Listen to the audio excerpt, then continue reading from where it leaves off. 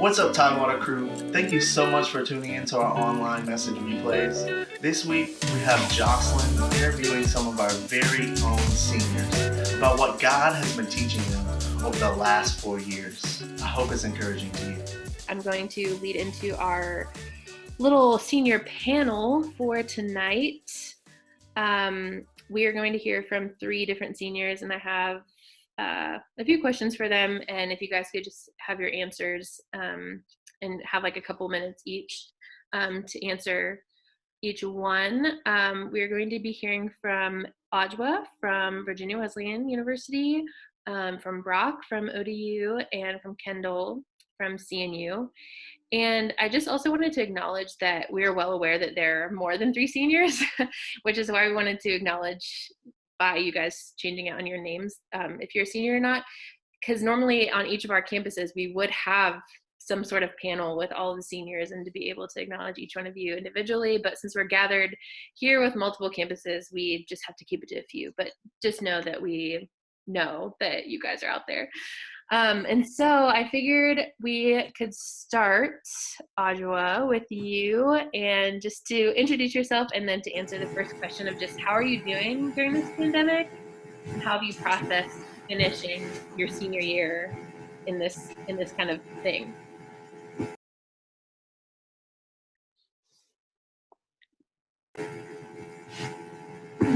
Hi everyone, my name is Adwoa. I go to Virginia Wesleyan, as he said. I'm a senior. I'm the first among my siblings to get my bachelor's, so we're all really excited about that. I don't know what else to say to introduce myself. Yeah, I'm gonna go into the question. Yeah, feel free. So I actually am all over the place emotionally. I am like, some days I'm like, this is great. I don't have to like wake up to go to class because all my classes are video lectures, and other days I'm like, oh my goodness gracious, Jesus, please help, because I don't want to do anything. It's really, really difficult. I've initially, when this started, because I have been slacking a little on my Bible reading, but initially I was like in the Word, like I could not get enough scripture. And I found it really funny how the first song that was sung actually quoted Psalms 42 verses 1 and 2, which is, as the deer pants for the streams, so my soul pants for you, my God. My soul thirsts for God, the living God. Which is like really great because in this season, the school, like most people's schools were like, hey, you kind of can't stay. And I was like, hey, I kind of don't have anywhere to go. And so that was a really, like, really sad, depressing season of my life. And like, I prayed and I cried a lot. And like, God is good, and he most definitely provided shelter. So that was like a whole like loop that senior year put me through. I still haven't processed that I'm actually finishing senior year. Like, me and my friends made a whole bunch of plans that we were like gonna do this week and next week. And so like with COVID, obviously we can't be together. And so I'm not really there. But in this season, I've most definitely seen God just provide, and him just take me day by day, because sometimes that's literally all we can do, is just go day by day with Christ and sticking in his arms, because it's crazy. And yeah, so God is great. Senior year is almost, but I've really found comfort in Psalms 42 in this time. Yeah, that's really cool. What are the chances? Love that. And you're so right. Like, I think it can easily change day by day, student or not, like how we're kind of like doing in all of this. Next up, since we want to continue with ladies first, Kendall, how are you doing during this time, and how have you processed just finishing your senior year during a worldwide pandemic? Yeah, so I'm Kendall. I'm from CNU. Yeah, worldwide pandemic, never saw this coming to finish out school. I wouldn't have guessed it, but I am a person who really craves closure in like all things. I like I like having bookends to my chapters and being content with how things end. And I feel like that like got teared out like right from underneath me. And so that was like I think the hardest thing that I had to process coming home was like, I wasn't like, my sorority has an event for all of our seniors and I wasn't going to get that in like our last crew. And this is awesome that we have something, but it's obviously not the same. And graduation is maybe October, maybe not, like we'll see. And so all the things that we had planned to do are obviously no longer happening. So that was like the first thing that I kind of had to deal with. And I got home and I was trying to figure out like how to process my feelings. And I thought that my feelings towards my senior year ending the way that it did weren't valid because other people were experiencing much more significant hardships because of the current situations than I was. So I was like, well, my senior year might be a bummer, but like at least I'm healthy. And someone told me like, just because like God doesn't look at you and say like pick yourself up. Like he wasn't looking at me saying like you can't be sad about this. Like yes, I was allowed to grieve those things and be upset about the way things ended, but it's not it doesn't discount the fact that I still experienced something hard in this season and I had to like learn how to do that. So that was like a challenge at first, but I did a lot of verbal processing in discipleship. That was very helpful. And I think I'm still really sad, but we're trying to figure it out and really hopeful that October brings graduation and just clinging to like the consistency of the Lord and knowing that even in this season where life feels like it's flipped upside down, like he doesn't change. And that's been really encouraging at least.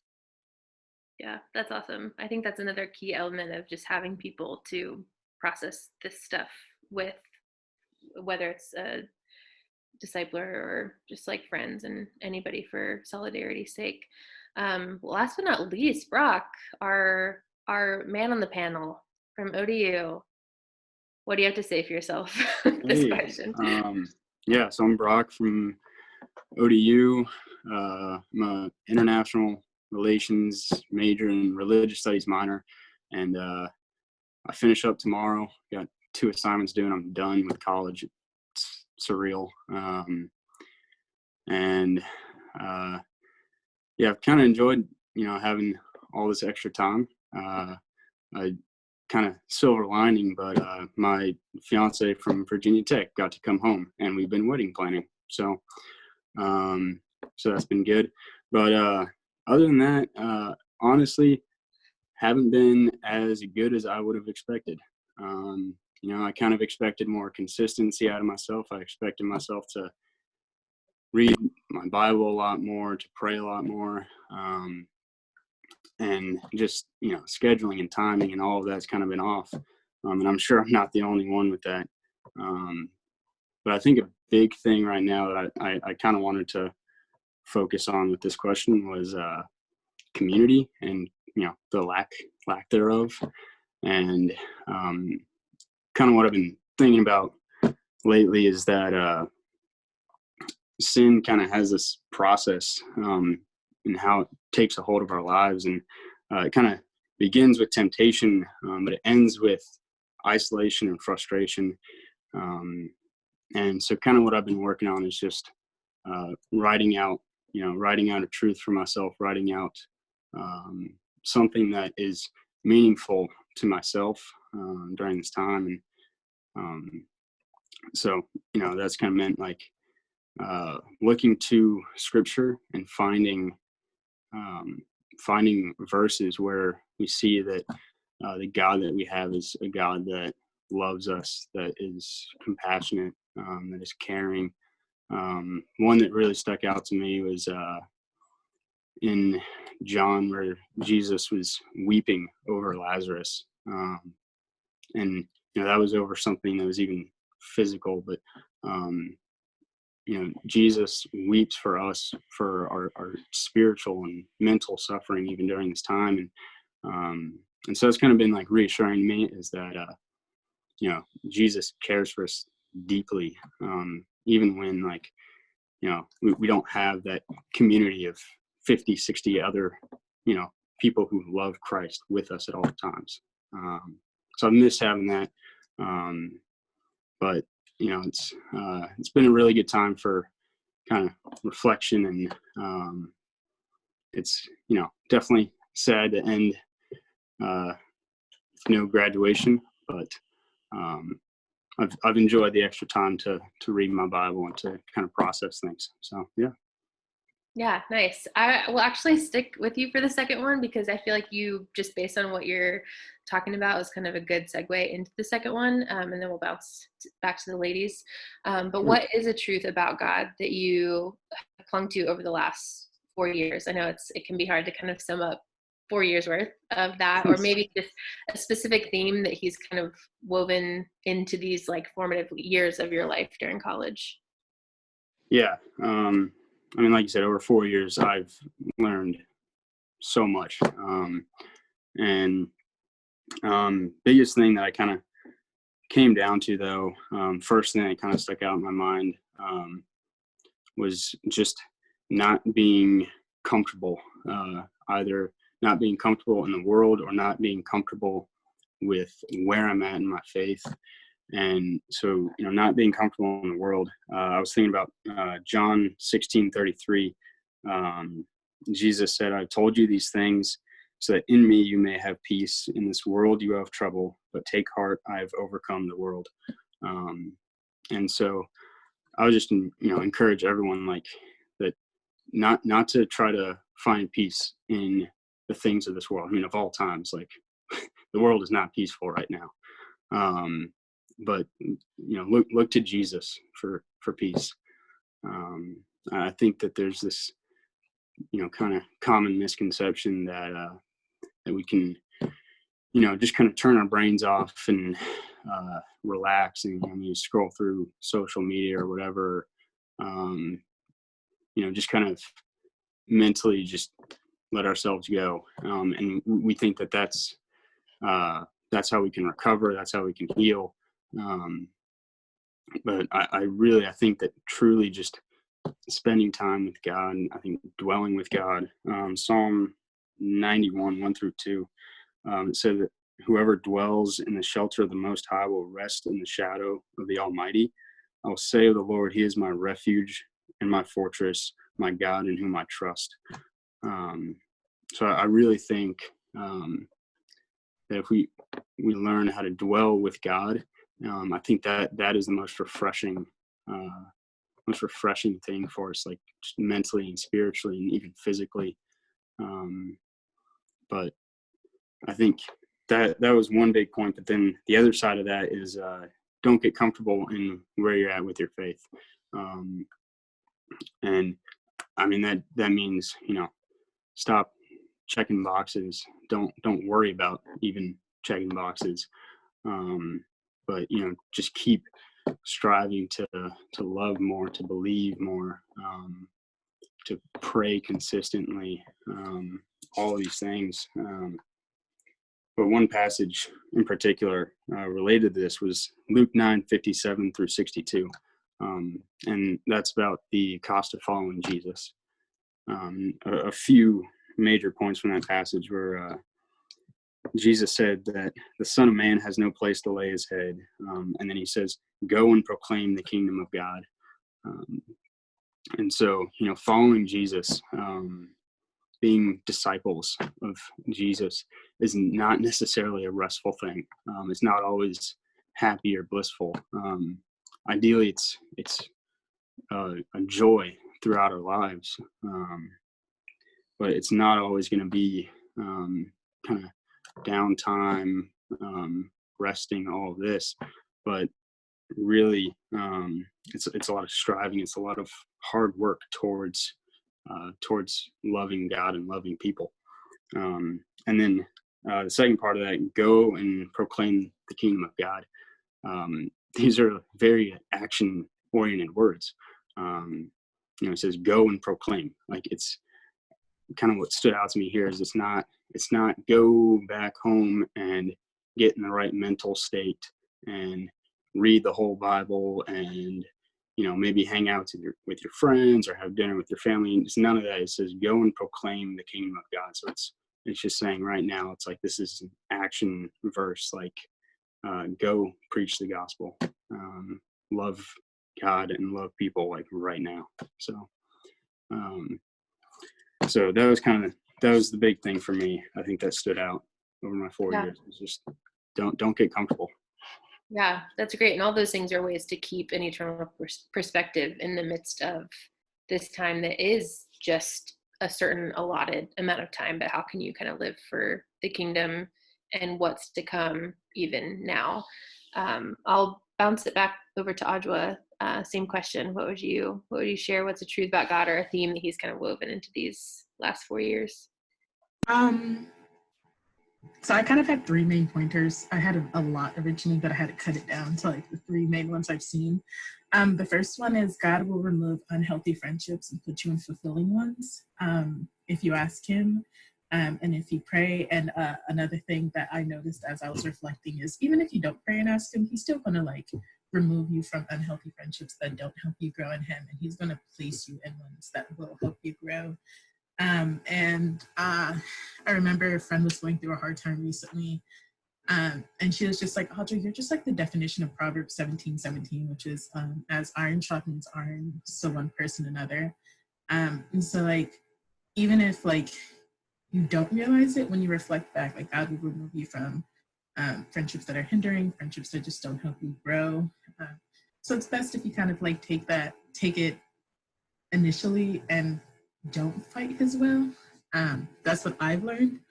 I also learned that God is right there in the hurt. Some of us are hurting right now, especially since we can't be with one another, especially seniors who have like everything was thrown out of whack. But I remember in spring of 2018, I lost 6 people in like a month and a half. And that was a really hard season of my life. Academically, like I got a lot of grace with professors and but I was still going through a lot mentally and emotionally. And through every stage of hurt, I noticed that he was right there with me. And so I wasn't alone. And that's a lot when you feel like you can't open up to people because somebody new is dying every other day. So you're just kind of like, what am I going to do? God is right there. And he's walking alongside of you. And then something that I've seen is God is a provider. And it's not only financially, but he also provides friends. He also provides stable mental health. He also provides physical health. He also will use you to provide healing for somebody else. And that was something that I learned a lot. One question I learned to ask was, what was your favorite childhood memory? Because I've come to learn through ministry and just my friends who study psychology that shapes you into the person you are today. And so by doing that, you are better able to love them. And that was just like something huge. So whether if it's God providing for you in one aspect or if he's using you to provide somebody else with something, I've learned that he is a provider. And in the moment, you may not realize it, but afterwards, when you reflect on it, I'm personally blown away by how amazing he is with providing and friendships and being right there with me in the hurts. Yeah, that's awesome. Thanks for sharing. What about you, Kendall? Can you hear me? Oh, okay. we just allowed the man behind the curtain to just unmute us when the time is right. That was like magic. I don't know how you did that, but really cool. So I think like the biggest theme that I've seen the Lord weave into my last 4 years, or really to the truth that I've learned about him, would just be his consistency. I think I came into freshman year not really knowing what that meant, but it's definitely become like the thing that I cherish most about my relationship with the Lord. Starting freshman year, I was like super new to my faith and like new to like living that out. And I didn't know what it meant to be in constant relationship with him and realize that even when I'm not actively pursuing him, he is actively pursuing me. And now that's something that I like definitely don't take for granted. But I remember I went to Ocean City this summer after my sophomore year. You can't come to Crew without hearing about summer mission. Sorry. Not sorry at all, actually. I do apologize. I was like super hesitant, never saw myself doing anything like that, like ever. But the Lord was like very clear. And when I got to Ocean City, I was a wreck and very nervous. And I quickly had to realize that the God that I served in Ocean City was the same God that I was serving on campus and that he didn't change. My situation changed, my location changed, the people around me changed. He didn't change. And that was something that I really clung to. And that was super formative in learning what that looks like. And then anybody that's gone on mission knows that coming home can be really hard. And I experienced that of like not like community being different and seeing God move mountains in Ocean City, and then feeling like super dry in my walk with him coming home and not knowing what that looked like. And one of my friends on mission, Maddie Rogie, she said to me, can I remember how much we like rested in the fact that God was the same, like in Ocean City, and now that you're home, he is the same God there. And I'm so thankful that I got to walk through that, because now as my life is like flipped on its head and I'm about to walk into this really big season of change as like a real life grown up, I don't know what that looks like, but even in adult world, like God is the same, and he is consistent and he does not waver. And this semester I walked through Hosea with the girls that I disciple, and if you're ever questioning how much the Lord loves you, read Hosea, because it is a game changer. But just the way that he pursues the Israelites, even when they are wandering and really, really walking away from the Lord and sinning in every way that you could think of, the Lord is like, I love you and I'm seeking you, and like I want to be in relationship with you. And I am just so appreciative of the fact that he pursues us the same way. And so being able to see his consistency in my life has been encouraging, but even getting to see that in other people, like the girls that I'm walking alongside, like when I see God show up for them, I'm even more encouraged that God will show up for me. And so I've been super grateful that that's what I get to carry into this next season of my life, because I'm confident that he will provide for me the way that he has provided every moment up to this point. That's great. That's such a good truth. That is so, it's always so comforting. And just in case you're wondering, I don't know if this makes you guys feel better or worse, but I'm in adult land and I still don't know how to do it. So that should make you feel better, I hope. Still trying to get the hang of it, but same kind of thing. I'll stick with Kendall for this last question. Also, you guys have already given so much wisdom that I feel like this last question is just, we don't even need to talk about it. But so thankful for you guys and what you've shared so far. And there's so much to learn from each of you and your stories and all of that. But in the presence of all these people who are coming up behind you and have not yet, some other than the ones who are also seniors, but the ones who still have time in their college career, and you guys are done as of like tomorrow for Brock, and you're just done. And so what would be one piece of advice or something that you would want to pass on to all of those who are coming up behind you? I sat on this one for a long time because I was like, only one thing? Come on, Jocelyn. I know. But I think the thing that I settled on was to like wholeheartedly trust the Lord. I think that this is like an ongoing battle that I fight. And I say this to everyone as someone who's still learning this lesson. When the Lord calls me to something, even if he like gives me those neon flashing lights, I like will dig my heels in to the nth degree. And I'm like, that's not it. But every time I say yes, like I talked about, like his consistency, every time that I say yes, he shows up. And I would have saved myself like a lot of trouble had I just committed and said yes, the first time he said something. But like he is a trustworthy God, and we can be confident in the things that he's calling us to, because someone mentioned earlier, but he is the good shepherd, right? Like he wants to provide for us. He wants to bring us to green pastures and quiet waters, and provide for us in that way. And even if that thing looks scary, like he's already there, he's already in it. And we can walk confidently knowing that he will be there when we get there too. Brock kind of talked about this, but I really cling to the fact that you can't grow when you're comfortable, and I hate that. I wish you could. I wish growth was easy and you could just like sit and it would happen. I learned you can't. And so if it's scary and the Lord is calling you there, it's probably because you're going to grow in it, and you just kind of got to jump in with the 2 feet. And I'm still trying to figure out how that works and what that looks like, but that's definitely something that he's revealed to me in these last 4 years, and I would really encourage you all as well to just like trust him. Yeah, thanks. Often it's the things that are worth it are hard. And I don't know why it has to be that way too, but we somehow, for whatever reason, it's like what is necessary, and we learn and grow and learn so much about who God is in the midst of that, because that requires dependence, which is, what is necessary for us to grow in our relationship with him and what he wants in order to show us more of himself. So let's go over to Brock, and then we'll finish the same way we started with Adwoa. Cool.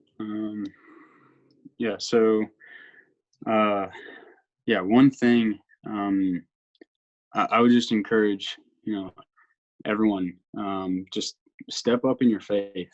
I think college is a really unique time to be able to do that, to be able to lead people, and to kind of put yourself out there. And like you said, we're not quite in the adult world yet, and so there's room for that. But I would just really encourage people. For me, joining student leaders at ODU was one of the best decisions I've ever made. It really helped me to grow that much faster, and then it really challenged me in both just my leadership, but also just my relationship with Christ. And kind of a part of that is once you kind of step up, you have to you have to take your faith seriously, and it has to be part of your life. And so I would encourage you all, find somewhere to kind of step up on your campus and lead. So whether that's in like just within Cru, and whether it's student leaders, or even just leading 3 or 4 of your friends, kind of being a leader for a few people, or student leaders, or joining staff, or summer mission, or even outside of Cru, especially. So I would say, being a leader in different clubs or different organizations on campus is a really great opportunity to learn how to be a Christ-like leader in the world. And once you get out of college, we're not going to have Cru anymore. Depending on where you go, you might not have a community of a whole bunch of people who love Jesus as much as you do. And Cru is really unique in being able to have that. But once you get out of college, you're going to have your family, your work, and your church, and so that's going to kind of be your social circles. And so I think learning how to step up and lead, and then being able to take that on from college and do that in your future career, and being someone who emulates Christ in the future, in their career, in the world. I think that's going to have a huge impact on just our world in general, but also in this time, for all of you still in school, like it's a great opportunity to challenge yourself, and then also to learn more about God, and to challenge other people, and to really begin to take your faith more seriously. So, yeah. Great, thanks. What about you, Adwoa? I must miss the memo of sticking with one thing, because I chose 2. They were like, yeah, one thing, and I was like, oh boy, I missed that memo. So they kind of touched on the second one, so I'm going to say the first one first. It's okay to go to therapy and have Jesus. I have Yes. the stigma behind it is absolutely ridiculous. He gave people the gift of counseling, and if you need it, there's absolutely no shame in going to see a therapist along with Jesus. It is okay. I promise you, I struggled with that. I literally had to have my chaplain and one of my friends walk me to therapy, because I was not going to go. And like, there'd be some sessions where I'd have to be on the phone with one of my friends until I walked in, and my therapist would say, she's here, you can hang up now, because I just didn't want to go, because I was like, there's no way I can be a Christian and go to therapy. Like, what? It's okay. You can go to both. Go to Jesus more. But therapy, is really great too. And my second point is, often I see people saying like they love seeing how God is working in other people's lives. And something he placed on my heart not too long ago was, open your Bible and get to know him more for yourself. Don't take other people's word for it. Don't take just the testimonies. Invite him in and let him be, like, let him work and make you into a testimony. So yeah, my two things, I guess, would be therapy is okay. Jesus is still great. He's forever on the throne. And read your Bible more and get to know Jesus for yourself. Yes, you guys, it's so awesome. I'm ready to stand up. Thanks so much, you guys, for sharing. Yes, you guys are so great. In Seth's words, so dope. I hope those words of wisdom from our seniors were encouraging to you and motivate you to continue to live your life for God. This ends our series for our online weekly gathering, but make sure to go to tidewatercrew.com/online to find out what we're doing throughout the rest of the summer and going into the fall. I hope to see you soon, and have a blessed summer. Peace.